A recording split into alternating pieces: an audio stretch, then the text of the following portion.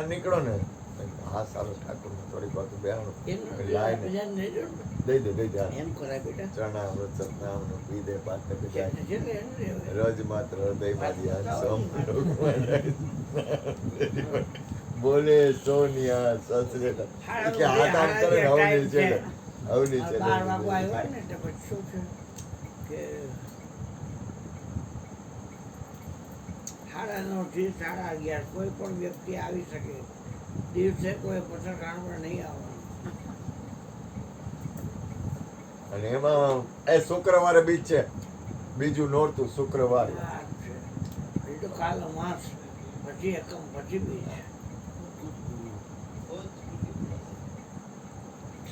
અને પછી તો ત્યાં ગયો તો મજા આવી ત્યાં ઓલો મને એક ભાઈ મળ્યો મને કહો તમે તો કે ઘણા વર્ષો પહેલા હતા 8 વર્ષે એક ત્રિવેદી છોકરો મળ્યો મને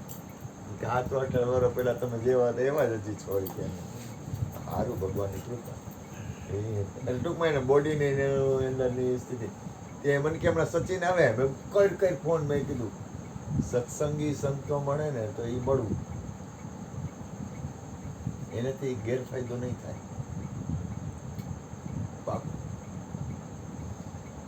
અગાવાલા કે ઈ મળશે ને તો એમાં ફાયદો થાય ખરી અને ગેરફાયદો થાય ખરી બે રહે કારણ કે એમાં તમને આત્મા અને આત્માના કલ્યાણની વાત થાય તો થાય નહીં તો ન થાય પણ સત્સંગી સંતો મળશે ને તો એની આખી ગતિ પડે તો અહીંયાથી હું જ્યાં આવ્યો ને ત્યાં સચિન પાછળ આવ્યો મને કે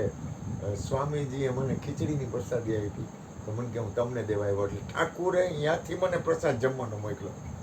ફટાફટ મેં લાઈ થોડીક ખાવ થોડીક ખાતા ખાતા આખો વાટકો ખાઈ ગયો કોઈને ન કારણ કે ભૂકા કરતા એ મેં કીધું લાવો પ્રસાદ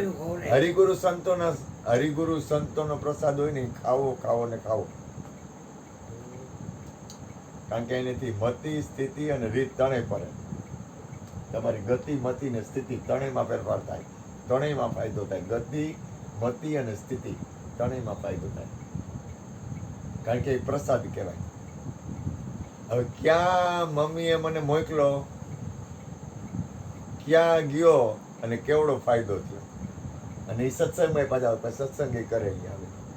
એટલે સત્સંગી સંતોનો સંગ છે ને એ પરિણામે તમે એક વાત કરું તમે એને સત્સંગમાં બેઠા ને તમારી સ્થિતિ થોડીક ઘણી તો બંધાય જ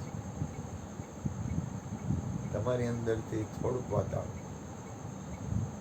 એક વસ્તુ યાદ રાખો એકલા જો શાંતિથી બેતા આવડે ને તો કાંઈ ઘટે નહીં પણ મન ભલે દોડે એકલું બેવું થોડુંક અઘરું છે આવડી જાય તો કઈ ખોટું નથી એમાં કઈ ખોટું નથી પરમાત્માનું ભજન અનંત રીતે થાય બાર બાર વર માંગવું હરસિ દેવ શ્રી રંગ પદ સરોજ